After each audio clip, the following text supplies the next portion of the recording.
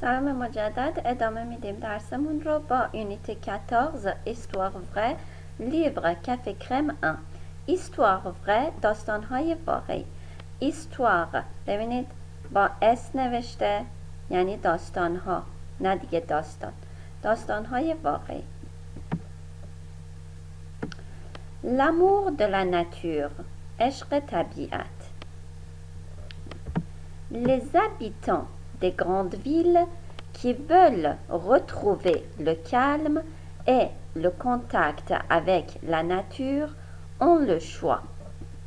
Ils peuvent choisir une région de montagne, un parc au bord de la mer ou à la campagne. Les habitants des grandes villes، ساکنین شهرهای بزرگ، qui veulent retrouver le calme، که میخواهند آرامش رو دوباره پیدا کنند، et le contact avec la nature، و تماس با طبیعت، ont le choix، میتونن انتخاب کنند. ببینید les habitants des grandes villes، ساکنین شهرهای بزرگ، که اینجا کی شما پرونون رلاتیو کی آمده جمله اولیه رو به جمله دوم که میخواهند آرامش رو پیدا کنند. پس جمله در واقع چی بوده؟ یه جمله اول شما داشتید les habitants des grandes villes veulent retrouver le calme. Les habitants des grandes villes veulent un contact avec la nature. خب دو تا جمله داشتید. برای اینکه دوباره تکرار نشه آمدید از که یا کی در زبان فرانسه استفاده کردید که دو جمله رو به همدیگه وصل کنید و اطلاعات بیشتری درباره جمله اولیه توی جمله دومیه بدید. Ils peuvent choisir une région de montagne. اونها می توانند انتخاب کنند یه منطقه در کوه. un parc au bord de la mer، یه پارک در کنار دریا. ou à la campagne، یا در روستا یا شهرستان. La France compte aussi beaucoup de parcs naturels qui accueillent les touristes pendant les mois d'été. فرانسه در بر داره پارک های طبیعی زیادی که دوباره ببینید که آمده جمله بعدی رو اطلاعات بیشتری در جمله دوم اطلاعات بیشتری به شما برای جمله اولیه میده. میگه فرانسه پارک های طبیعی زیادی داره. خب که چی؟ که توریست ها در ماه‌های تابستان توریست ها را در ماه‌های تابستان میپذیره. accueillir یعنی پذیرفتن، میپذیره. Ces parcs sont très fréquentés et malheureusement les promeneurs ne respectent pas toujours la nature. این پارک ها خیلی فرکانته یعنی رفت آمد زیادی جایی داشتن، میشه فرکانته. سپاک یعنی در این پارک ها خیلی رفت آمد هستش. اما متاسفانه میشه malheureusement. مل میشه بد، heureusement میشه خوشبختی یا آره خوبه که. حالا وقتی که با هم دیگه بیان میگه متاسفانه آبرین پیاده، آبرین احترام نمیذارن، همیشه احترام نمیذارن به طبیعت.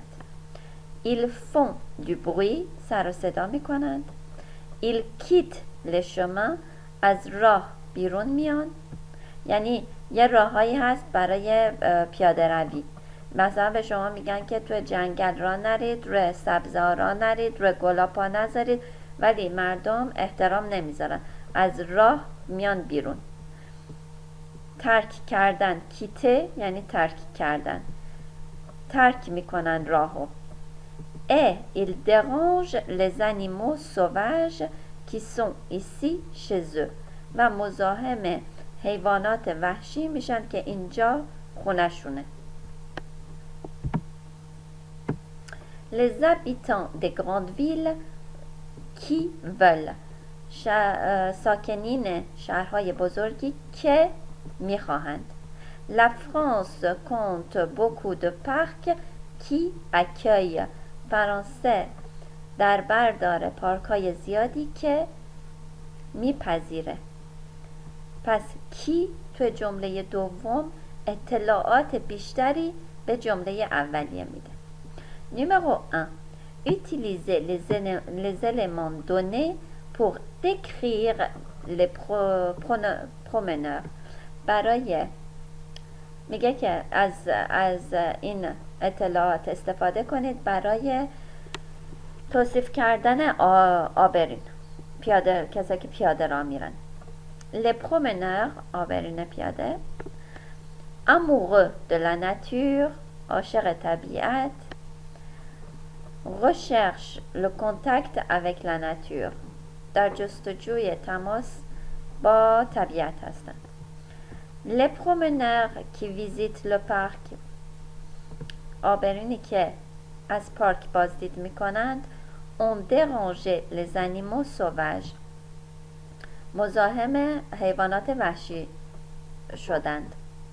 Les promeneurs qui aiment les animaux، آبرینی که حیوانات رو دوست دارند. vont dans les parcs nationaux، میرن در پارک های ملی. پس باید که از اطلاعات استفاده کنید و این آبرینی که براتون تو متن بالا گفته رو دوباره توصیف کنید. Je viens de louer، همین الان اجاره کردم. پس گفتیم که وقتی که از فعل ونیر به علاوه دو به علاوه مصدر فعل دوم استفاده می کنید برای گذشته‌ایه که همین الان اتفاق افتاده و تموم شده. Agence Soleil et Vacances، bonjour. آژانس یعنی مثل املاکی میمونه، املاکی آفتاب و تعطیلات. سلام. Bonjour mademoiselle، گفتم مدموازل دوشیزه میشه. سلام دوشیزه خانم. مثلا je voudrais louer، گفتم voudrais ماره کندیسیونل هستش، شرط هستش. هنوز فکر کنم به اون قسمت نرسیدید یا درس دادم نمیدونم. je voudrais louer، گفتیم که دو تا فعل وقتی که پشت سر هم میاد اولیش صرف میشه، دومیش به صورت مصدر میاد. un appartement pour la deuxième semaine de juillet en montagne près de Chamonix. میخواهم اجاره کنم یه آپارتمان برای هفته دوم ماه ژوئیه در کوه نزدیک شامونیکس. Oui. Pour combien de personnes؟ بله برای چند نفر؟ pour 4 برای 4 نفر. شامونیکس اینجا ببینید در این گوشه فرانسه میشه. پس برای 4 نفر ایشون یه خونه اجاره میخواد بکنه، یه آپارتمان. J'ai un studio à 1300 francs la semaine. من یه استودیو دارم 1300 فرانک در هفته. این کتاب وایسید من ببینم. ببخشید تو کتاب شما نوشته شده 200 euros la semaine، 200 یورو هفته. Nous sommes 4 adultes. Est-ce que vous avez un appartement avec 2 chambres؟ ما 4 تا ادولت میشه آدم بزرگسال. ما 4 تا بزرگسال هستیم. آیا شما یه آپارتمان با 2 تا اتاق خواب دارید؟ Je viens de louer le dernier. Je suis désolée. من همین الان آخریش رو اجاره دادم. متاسفم. Attendez. صبر کنید. Je suis en train de regarder sur l'ordinateur. Je vais peut-être trouver quelque chose. من در حال وقتی که در حال کاری بودن être en train de. در حال کاری بودن از فعل être به علاوه en train de استفاده میکنید. فعلی که بعدش میاد باید به صورت مصدر بیاد. من در حال نگاه کردن روی کامپیوتر هستم. Je vais peut-être trouver quelque chose.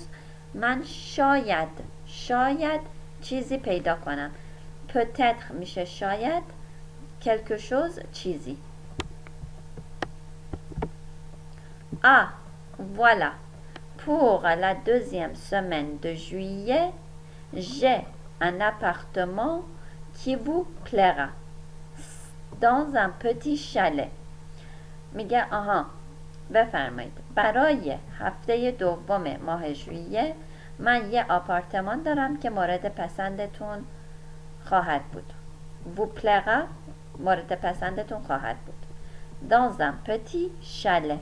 شله خونه های کلبه‌ای رو بهش میگن شله.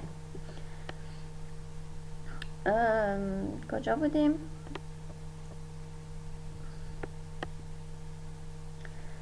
سه au rez-de-chaussée میگه rez-de-chaussée میشه همکف.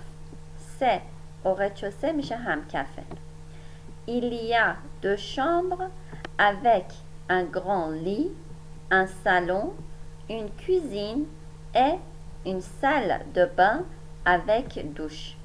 Ça vous intéresse؟ 2 تا اتاق خواب داره با یه تخت بزرگ، یه سالن، یه آشپزخونه، یه حمام با دوش. براتون جالبه؟ Ça vous intéresse؟ Oui. Quel est le prix؟ بله. قیمتش چنده؟ اینجا نوشته 2900 francs la semaine ولی توی کتاب جدید شما نوشته 442 euros la semaine. 442 یورو هفته ای. D'accord. Je le réserve. باشه رزروش میکنم. Très bien. خیلی خوب. Votre nom اسمتون s'il vous plaît؟ Chartier. Jacques. فامیلیش هست شارتیه، اسم کوچیکش هست ژاک. Votre adresse 45 rue Condorcet 7509 Paris. این 75 نشون دهنده کد فرانسه است. کد پاریسه ببخشید. هر کدام از شهرها کد خودشون را دارن. پاریس شمارش هست استان 75. بعد این عددی که آخر میاد این نشون دهنده محل است. مثلا اگر باشه 75 یعنی تو پاریس منطقه 13 هم زندگی میکنه. این الان تو منطقه 9 هم زندگی میکنه.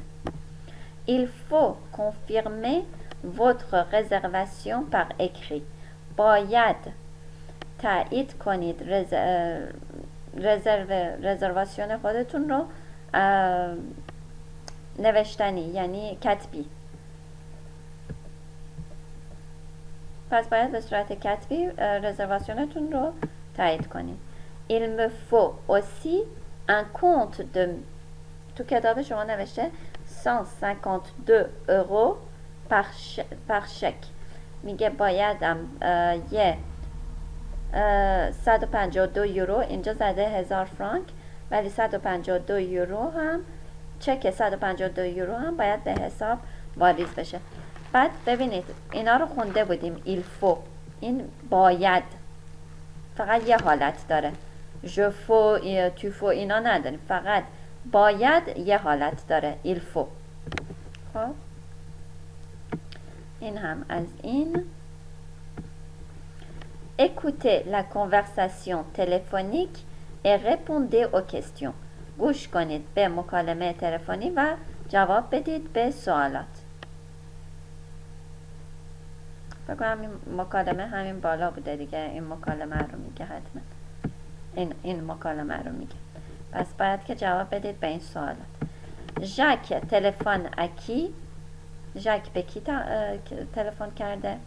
Pourquoi est-ce qu'il téléphone؟ برای چی تلفن کرده؟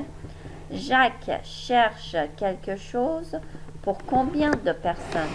Jacques دنبال یه چیزی برای چند نفره. Il y a combien de chambres dans l'appartement du petit chalet? چند تا اتاق خواب وجود داره در آپارتمان کلبه کوچیک. کلبه کوچولو. Quel est le prix de la location de l'appartement? قیمت اجاره آپارتمان چنده؟ Qu'est-ce qu'il faut faire pour confirmer la réservation? چه کاری باید انجام داد برای تاییدیه رزرواسیون؟ Numéro 3. Passé, présent ou futur. Classez les trois expressions suivantes. گذشته، حال، آینده. اینا رو باید که بذارید توی این زمان ها. Je suis en train de regarder sur l'ordinateur. من در حال نگاه کردن روی کامپیوتر هستم. این زمانش چیه؟ présent. چون که در حال یک کاری انجام دادن است. Je vais peut-être trouver quelque chose. شاید چیزی رو پیدا کنم. پس این زمانش فیتور هستش چون که شاید یه چیزی رو پیدا کنه. Je viens de louer le dernier. همین الان آخریش رو اجاره دادم. پس این میشه پسی. این کار کلاسیه، کاری باش نداریم. ببینم چقدر از ویدیوتون مونده. این متن بخونیم بعد بریم 2 متن آخر و وکابولر رو توی ویدیو بعدی. Le journal des Alpes, dimanche 15 février. Découverte. مجله آلپ. Les Alpes, کوههای آلپ رو کوههای آلپ میشه les Alpes. یک شنبه 15 فوریه. Une nuit dans un igloo. Une nuit یک شب در کلبه اسکیموها. Les secouristes ont commencé les recherches immédiatement. ببخشید این از این پایین شروع میشه. Les élèves du collège Victor Hugo à Orléans étaient en classe de neige à la plaine depuis une semaine.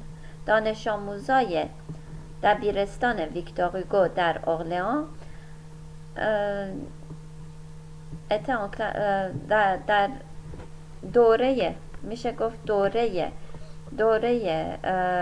کلاس دو نژ یعنی رفته بودن اسکی یاد بگیرن. حالا خود نژ میشه برف، کلاس برف که نمیشه، میشه کلاس. در واقع اینها رفته بودن اسکی یاد بگیرن در پلاین از یک هفته پیش. depuis une semaine. از یک هفته پیش. پس این دانش آموزا رفته بودن کلاس اسکی از یک هفته پیش. vendredi était leur dernier jour de ski. جمعه روز آخر اسکیشون بود. vers 16h حدود ساعت 4 بعد از ظهر میشل un moniteur میشل یه مربی a appelé les enfants بچه ها رو صدا کرد.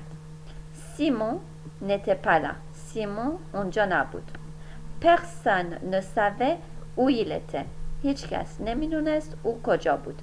او که اکسان روشه یعنی کجا. le moniteur s'est inquiété. مربی نگران شد. il a téléphoné à la gendarmerie. با کلانتری تماس گرفت. Les secouristes ont commencé les recherches immédiatement. نجات دهنده ها بلافاصله immédiatement یعنی بلافاصله جستجو رو شروع کردند. Mais ils ont dû arrêter vers 19h à cause de la neige qui tombait. اما اونها مجبور شدن قطع کنن حدود ساعت 7 بعد از ظهر به خاطر بارش برف. قطع کنن که یعنی دیگه جستجو رو تموم کنن، بس کنن، ادامه ندن.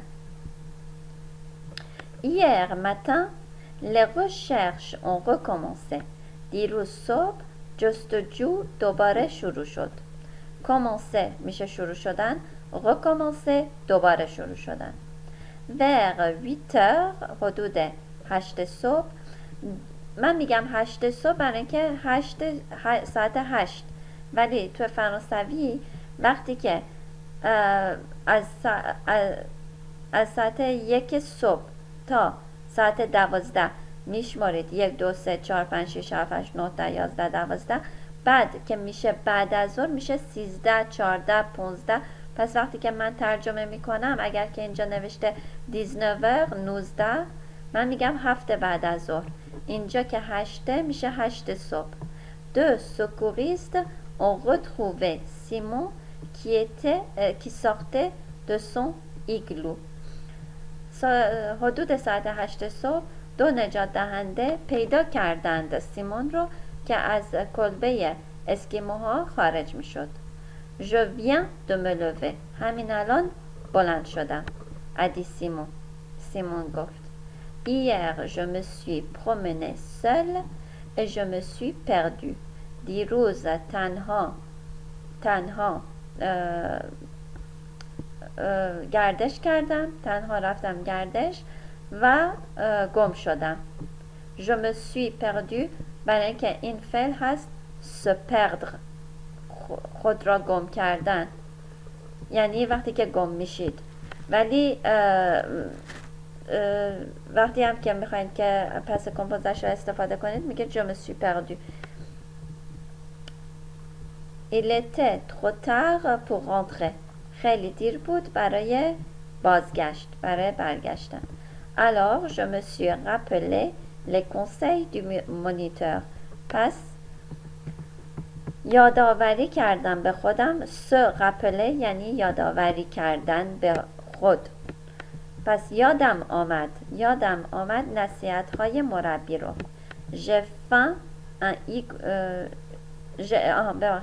J'ai fait un igloo et je me suis installé là pour la nuit. یه کلبه اسکیمو برای خودم درست کردم و شب رو اونجا گذروندم. خب le moniteur c'est inquiété. اینا رو که خوندیم. numéro 5 بریم تو ویدیو بعدی بقیه تمرینات رو حل کنیم و با مکالمات دیگه. تا ویدیو بعدی خدا.